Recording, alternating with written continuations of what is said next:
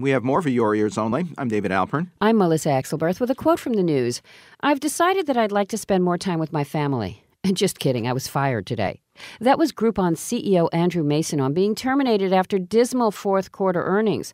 Also last week, Barnes & Noble chief executive William Lynch announced a retreat from promoting its Nook e-reader after holiday sales proved a disappointment. JCPenney, after its own startling fourth quarter loss, admitted a mistake in dropping traditional sales and coupons. Even Apple came under pressure because of falling stock prices that prompted shareholders to demand distribution of cash being held in reserve. Now this. There's an epidemic in this country of people being overweight, bordering on obesity. The percentage of the population that's obese is skyrocketing. In New York City alone, the number of deaths from smoking has declined so much and the number of deaths from obesity has gone up so much. Those two are about to cross. We're going to have more deaths from obesity than from smoking. We've got to do something about it. New York City Mayor Mike Bloomberg's campaign against large sugary sodas has the food and beverage industry, some retailers, libertarians, and minority communities up in arms. But he's hardly alone. First Lady Michelle Obama, most notably, has been waging an Eat Right and Exercise campaign for the last 3 years, aimed at about a third of U.S. children who are overweight or obese. Some see evidence we've become a nanny state, but science agrees there's a larger societal problem to be dealt with. A new global burden of disease study shows that because the world's population is growing wealthier and medicine is getting better at treatment and prevention, the most serious health risks on the horizon now are not infectious diseases, like tuberculosis and malaria, but the non-communicable variety, obesity, cancer, diabetes, and heart disease, brought on by lifestyle factors like tobacco use, air pollution, and bad eating habits. In many parts of Latin America, the Middle East, and Asia, non-communicable diseases account for more than 70% of death and disability, and tobacco use kills more people per year worldwide than HIV/AIDS, tuberculosis, and malaria combined. Obesity is the fifth largest cause of death worldwide, doubling over the last 30 years and affecting rich and poor countries alike.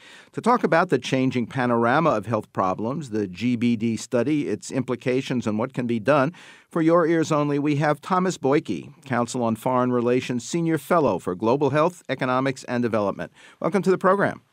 Thanks for having me. Tell us more about this global burden study, how large and comprehensive it is, and who finances it.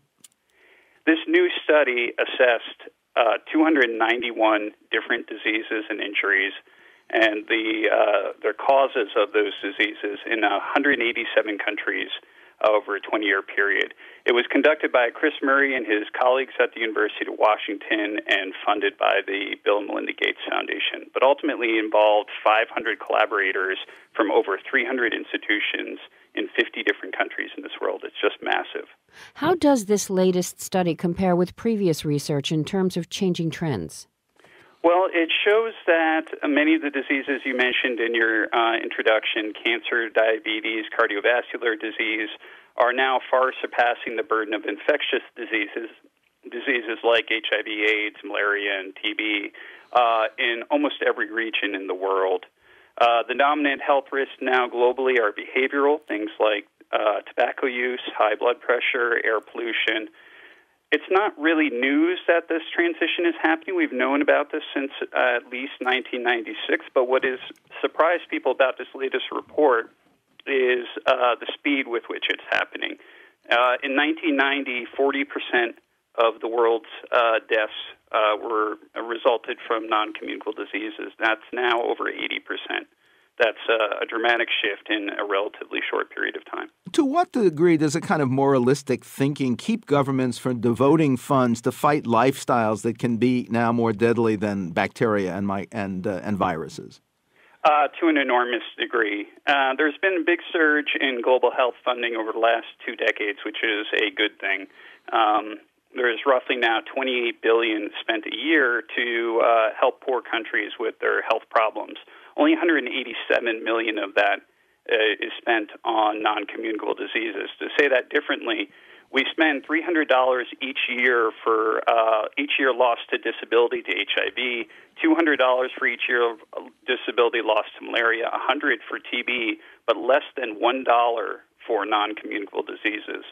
And a lot of that is because they're growing fastest in middle-income countries like China and India. These diseases, as I mentioned, are behavioral. They're caused by tobacco use or high blood pressure.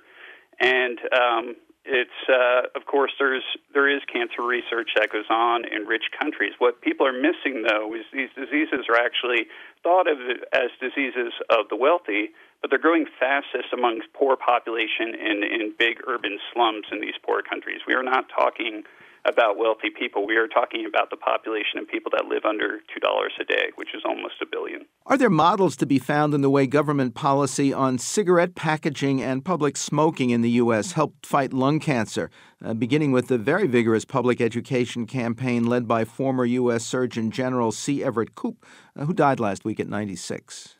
And I should pause there to say the world lost a great hero in the former Surgeon General. He's really a pioneer on these issues. But certainly there is great evidence to show taxes, labeling, the types of technique used in tobacco work. They're very effective. Whether or not there's enough popular support for those tools on obesity remains to be seen. Tobacco is a product that really has no healthy use. It only harms people. Food is a bit different, so it's a challenge. Let's talk about the role of the food and beverage industry, which keeps making its products more appealing, almost addictive, to make more profit. Some say the industry has the best expertise to fight global obesity, but others say it inevitably puts profits over healthful products and quietly undermines anti-obesity efforts. What's your view? I think certainly the industry favors voluntary measures to address the health challenges that have arisen, the growing levels of obesity. There is not a lot of evidence for purely voluntary measures solving a problem like this. I think you need at least the credible threat of regulation to make progress. Whether you need to go to the lengths that have been gone to fight tobacco, which are entirely justified, in that case, to address the obesity challenge will remain to be seen. But I do think you need a credible threat of regulation. Thank you. Thomas Boyke is a senior fellow at the Council on Foreign Relations. Quote from the news, "This could spark a debate." That was Army Private First Class Bradley Manning on his motive for giving WikiLeaks a mountain of military and diplomatic materials he thought reflected backroom deals, criminal activity, and failed strategy in Iraq and Afghanistan. Last week, Manning pleaded guilty to charges that could mean 27 years in jail, but the government said it would still try him on even more serious counts. Next, Behind and Beyond the Oscars, for your ears only.